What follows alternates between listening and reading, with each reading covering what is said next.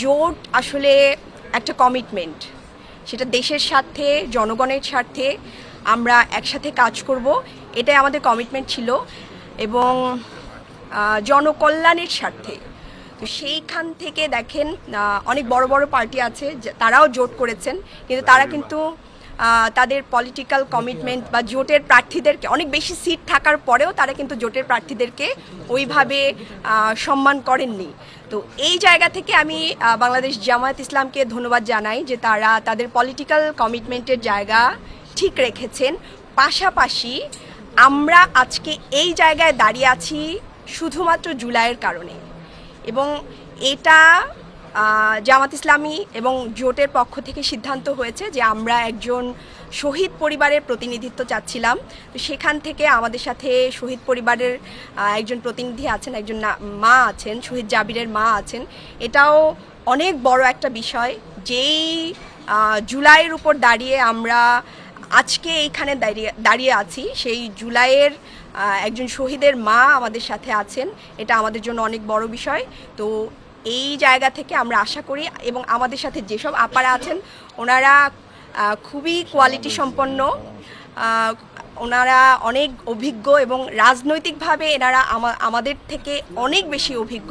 আমি আশা করি এই যে জোটের যে নারীদের পথ চলা, এটা খুবই সুন্দর হবে এবং আমরা নারীদের সামাজিক সুরক্ষা, নিরাপত্তা, স্বাস্থ্য, শিশু স্বাস্থ্য, তারপর এই যে আইন প্রণয়নের ক্ষেত্রে যে ভূমিকা রাখা দরকার, এগুলো আমরা ইনশাল্লাহ একসাথে জনকল্যাণ স্বার্থে আমরা করতে পারবো ইনশাল্লাহ। আমি উত্তরা সর্বকনিষ্ঠ শিশু শহীদ শহীদ জাবির ইব্রাহিমের মা। আমি সর্বপ্রথম আল্লাহ সুবহানাহু ওয়া তাআলাকে ধন্যবাদ জানাচ্ছি আমাকে আজকে এই রক্তাক্ত জায়গায় নিয়ে আসার জন্য। আমার জুলাই যোদ্ধাদের রক্তের বিনিময়ে আজকে আমি এখানে দাঁড়িয়ে আছি। আমি তারপর ধন্যবাদ জানাচ্ছি বাংলাদেশ জামাতে ইসলামী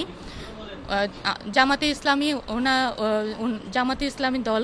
ওনারা আমাকে সম্মানিত করেছেন, সেজন্য আমি ওনাদেরকে ওনাদের উপর শুকরিয়া আদায় করছি।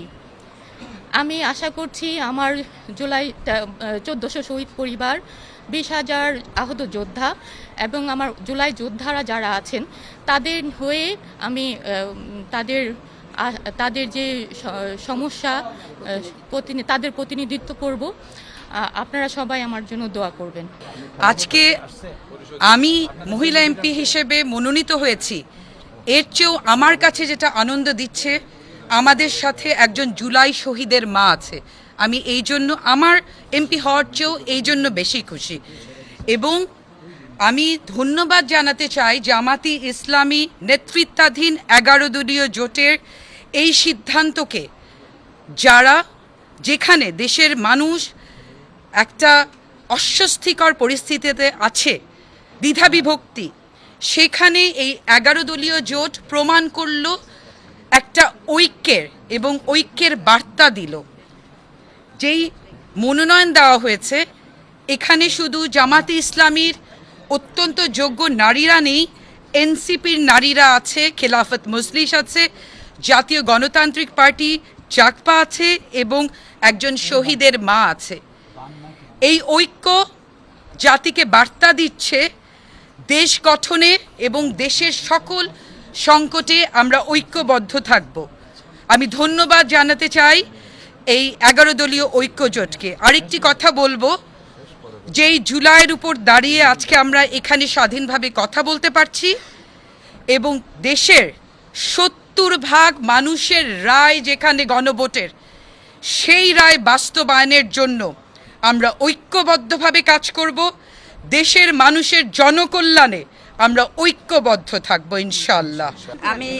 আমি আল্লাহ তাআলার শুকরিয়া আদায় করছি, যিনি আমাদের তরুণ সমাজের নেতৃত্বে জুলাই বিপ্লব সাধন করেছেন এবং স্বৈরাচারকে উৎখাত করে আল্লাহ তাআলা স্বাধীন জীবনের সুযোগ করে দিয়েছিলেন আমাদেরকে, এবং 1.5 বছর আমরা সেই সুযোগটা ভোগ করেছি।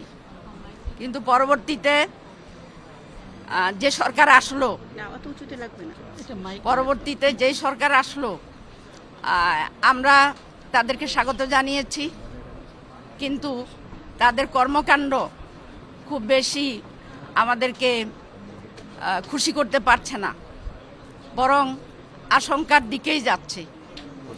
তো আমি বলতে চাই যে আমরা যারা জুলাই বিপ্লবের পরে এই ইলেকশনের সুযোগ পেয়েছি এবং সংসদে আসার সুযোগ পাচ্ছি, আমাদের দায়িত্ব একজন নারী হিসাবে একসময় ছিল নারীর একটাই দায়িত্ব, সেটা হলো ঘর সংসার করা।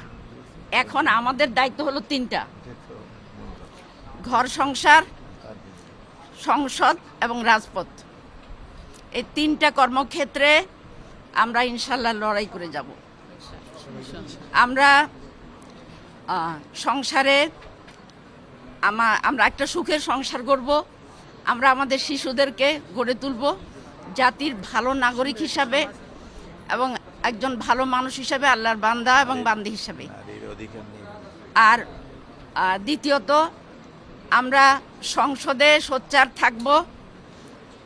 সংসদ হলো জাতির নির্বাচিত প্রতিনিধিদের নিয়ে, সুতরাং জাতির আশা-আকাঙ্ক্ষা, বিশেষ করে নারীদের আশা-আকাঙ্ক্ষা যাতে প্রতিফলিত হয় এই সংসদের মাধ্যমে, সেই সংগ্রাম আমরা চালিয়ে যাব ইনশাল্লাহ। আর তৃতীয়ত, রাজপথ। কখন আমরা রাজপথে নামব? যখন আমরা দেখব যে সংসদের মাধ্যমে আমাদের জাতির আশা পূরণ হচ্ছে না এবং নারীর সম্ভ্রম, মর্যাদা, অধিকার হচ্ছে না, তখন আমরা রাজপথে নামতে বাধ্য হব। কাজেই প্রিয় ভাই এবং বোনেরা, আপনারা আমাদের জন্য দোয়া করবেন, আমাদের পাশে থাকবেন এবং আমাদেরকে সব ধরনের সহযোগিতা করবেন।